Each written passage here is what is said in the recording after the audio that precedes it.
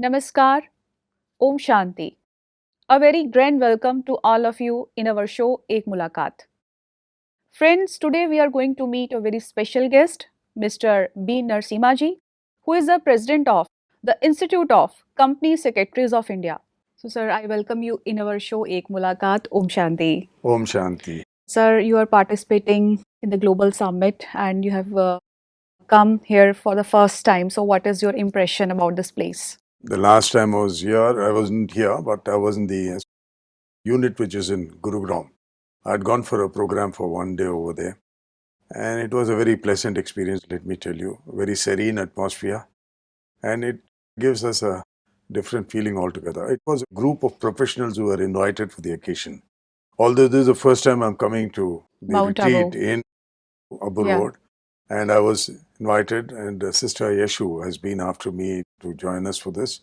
And somehow I committed and I said, I'll be there for it. So it's going to be an experience for me. Spiritual, I mean, let's understand that I'm born in a very orthodox family. So orthodox Brahmin family down south means a lot of spirituality involved. It is a matter of we need to utter slokas every day before we have our dinner. I mean, this is the kind of tradition which we have been brought up. Yeah. Currently, I do have my prayers in the morning for 5 minutes before I step out of the house. That gives me a lot of comfort. Yeah. And the tilak which I have put on my head is always there wherever I go. So that also is possibly a tradition which is coming into me, and that's what my mother was insisting upon. And she used to be mighty pleased seeing me with the tilak there at whatever time of my day when I come to meet her. She is no more. She passed away last year at the ripe age of 94. So yes, I'm not steeply involved in spirituality, but yes, I know the traditions. I know I've lived in the traditions, and I believe tomorrow's experience or today's experience when I get to meet the people will be of a different kind. Maybe in the years to come, I'll get attracted to it more. Yeah. Sir, you have a very versatile experience, work experience in your profession. So you might have seen a lot of changes during that period. Yep. And nowadays we are facing a lot of stress, a lot of anxiety and tension. Though we have achieved a lot of things worldwide in the aspects of the technology, in the medical sector, all over. So personally, what you feel, what is the difference? Though technically we are getting sound and sound day by day, but still we are lagging behind. Technically, there has been a sea change from what it was earlier because I passed out my school in 68. I did my post-graduation in 74. And 79, I completed my membership and got this membership. So at that point in time, it was pretty archaic. I mean, looking at what we are today, I feel that was very archaic. It is good old days. But then, looking at that had a different atmosphere itself. At home, we were always together. We always had. Today, I don't know. I mean, each one's to himself. There's nothing much of cohesion which is happening in the family. So that is the first change. But anyway, all this has to come. Let's understand, let's not forget that these changes are warranted because of the methodology of work which is being done, and also the fact that there is the need for execution in the fastest possible time. Yeah. But this arises, in all this, it also arises to a lot of anxiety, a lot of stress, and especially for professionals.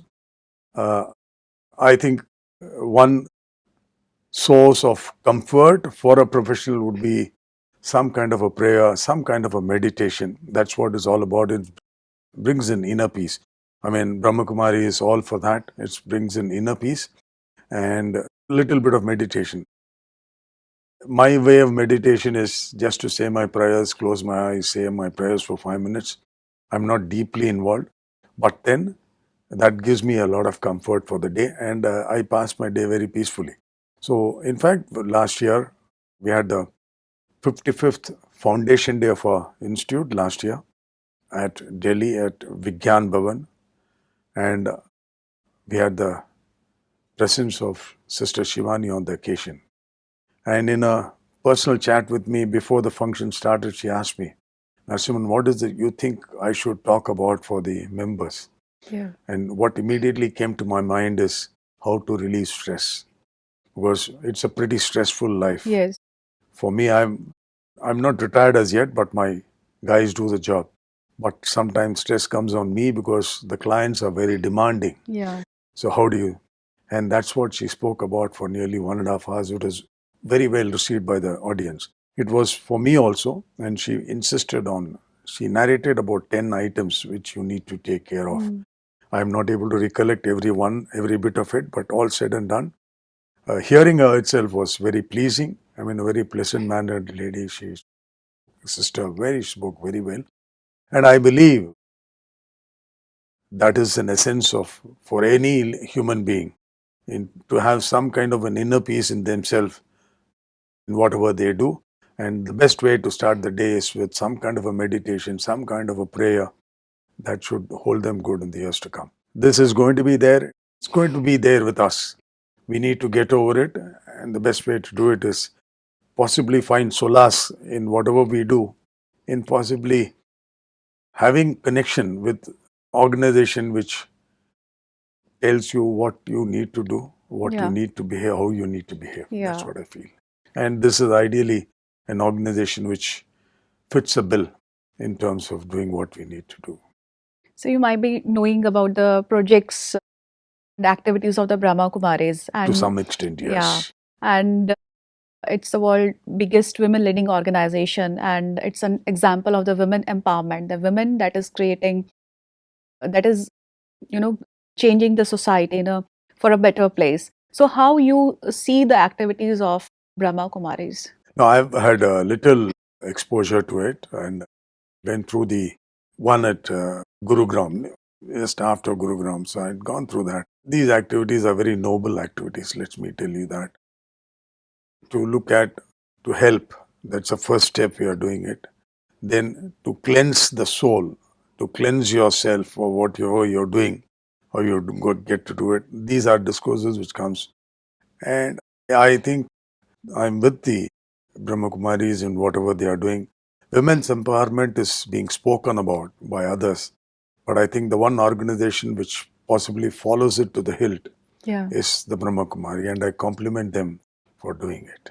The spirituality and the meditation, these are the subjects that are needed in the present times a lot. So how do you feel the importance of these subjects? I think I touched upon it in my initial chat with you. I think this is absolutely needed. You need to get out of the pressures which you built up on you. And sometimes it is built by yourself. Yeah. It's been built on occasions by others, but sometimes we also build it ourselves. So you should always devote certain portion of your time for yourself in whatever you do, and then for the others for the work which you perform. So I'm sure these are elements of spirituality, meditation, whatever it is. These are all elements which helps a human being in becoming better than what he is, what she is. Yeah. So that's what I feel. I mean, I was also wanting to touch on one other aspect when we talk about empowerment for women. I'm born to 6 sisters. So I have, and we are just 2 brothers, and I think the first respect for them comes naturally to us, and I'm extremely pleased to see the organization which respects women's work more Yeah. than anybody else in the Yeah. world. Thank you very much. Sir, you are into the professional life and you must have seen a lot of stress among the professional people. So any tips for the professional people that you recommend to have a stress-free work? Stress comes because of a couple of things. One, because of pressure of work. That's one. Number two, the nature of whom you are reporting to, which can cause pressure. I think that's again a very important aspect of it. You need to gel. Now, as far as the first one is pressure of work is concerned, I think you need to, whenever you feel stress, whenever you feel pressure, you just take 2 minutes or 5 minutes, 3 minutes, whatever it is, little bit of time. Start meditation. Close your eyes. See in yourself what you need to do, and you automatically become better than what you were. That is one. When it comes to human beings, I think interpersonal relation is a very important aspect of any human being, especially in work, especially for a profession.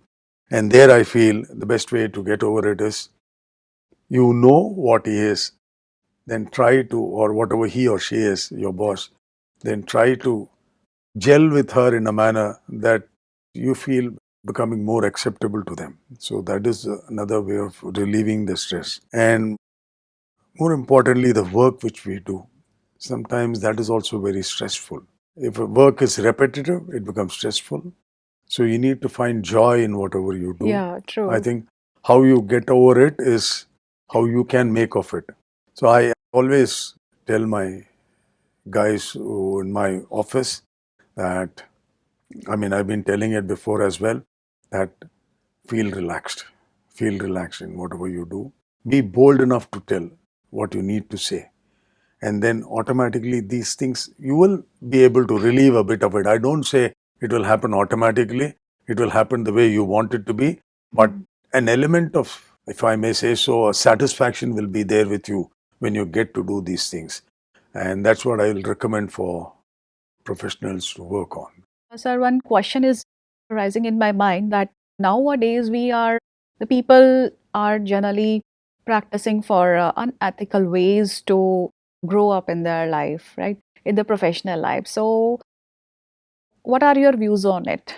See, it's all said. I mean, all said that everything should be, any practice should be ethical, practice should be followed. That is Yeah. what everybody preaches, everybody tells. But still, the concept of what you call avaricious, greed, this Yeah. makes the person True. wants to become better than what he is at the shortest possible time. And that leads to unethical practices. Yeah. Or whatever you may preach, if that person is destined to do whatever he wants the way he wants it to be, it's very difficult. So you need to teach them a lesson. We expect the Lord above Yeah. to tell them what is right, what is wrong. But we can try to impress upon them. But whether that will be heeded is something which we have to, only time can tell. I feel that. So at this point in time, I mean, it's very difficult. You will have, for you to identify you are the better person than him, is you need to them to be there so that people can understand here's the person who's vastly different from what you are, what others are. So I feel that these are things which will always be there. I despise the work of any unethical practices, and we all live. We have to live with all the ethics, with all the morals which one has to follow. It will be a slow rise, but the rise for you will be a very pleasant one. Yes, yes. So it will sustain itself in the long run. Yeah. These uncanny things which you do for getting better than what you are will not be able to Yes. sustain itself in the long run. And soon or later, you'll find that what you did was wrong. Yes. And when that realization comes in that person, I think that is the way when this work which is being done by organization like Brahma Kumari and all will be felt. Yeah. In the professional life, we are seeing that people are mostly running after money to earn more and more money. They are running after the materialistic things and the luxurious thing. They don't give the importance to this meditation, the spirituality part.